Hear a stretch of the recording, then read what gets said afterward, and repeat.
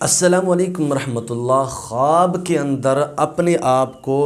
کنگھی کرتے ہوئے دیکھنا، چاہے وہ سر کے بالوں کے اندر کنگھی کر رہا ہے یا اس طرح داڑھی کے بالوں کے اندر کنگھی کر رہا ہے، تو اس کی کیا تعبیر ہے؟ کیا یہ خواب اچھا ہے یا برا ہے؟ اس کی علامات کیا ہے؟ اس کے بارے میں علماء کرام فرماتے ہیں کہ اگر کسی انسان نے سر اور داڑھی کے اندر جو ہے وہ خواب میں کنگھی کر رہا ہے، تو علماء کرام فرماتے ہیں کہ عن قریب وہ غموں سے نجات پائے گا، اور اسی طرح بیمار ہے تو بیماری سے شفا حاصل کرے گا۔ اگر کوئی مسافر ہے،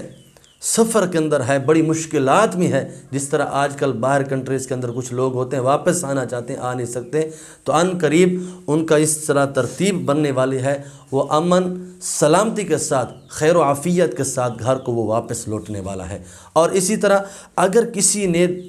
داڑھی کو کنگھی کی ہے، داڑھی کو کنگھی کی ہے اور وہاں سے جو ہے کچھ بال نکلے ہیں،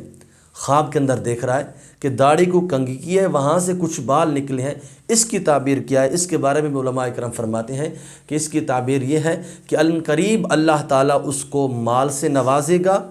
اللہ تعالیٰ اس کو دولت سے نوازے گا، وہ اپنی دولت میں سے غریبوں کے ساتھ جو ہے وہ ہاتھ بٹائے گا، غریبوں میں مال کو تقسیم کرے گا، اور بالخصوص وہ اپنی زکوٰۃ جو ہے وہ ادا کرے گا۔ اور اسی طرح اگر کسی نے، جابر مغربی رحمۃ اللہ علیہ نے فرمایا کہ اگر کسی نے خواب کے اندر دیکھا کہ وہ اپنے بالوں کو کنگھی کر رہا ہے یا اس طرح داڑھی کو کنگھی کر رہا ہے، آپ صلی اللہ علیہ وسلم کی سنت کو کنگھی کر رہا ہے، تو اس کی تعبیر یہ ہے کہ عن قریب وہ جو دل کے اندر جائز تمنائیں لے کر بیٹھا ہوا ہے، جائز مرادیں ہیں اس کے دل کے اندر، عن قریب وہ حاصل کرنے والا ہے، اپنی مراد کو پانے والا ہے، اپنی مراد کو حاصل کرنے والا ہے۔ تو ناظرین، یہ خواب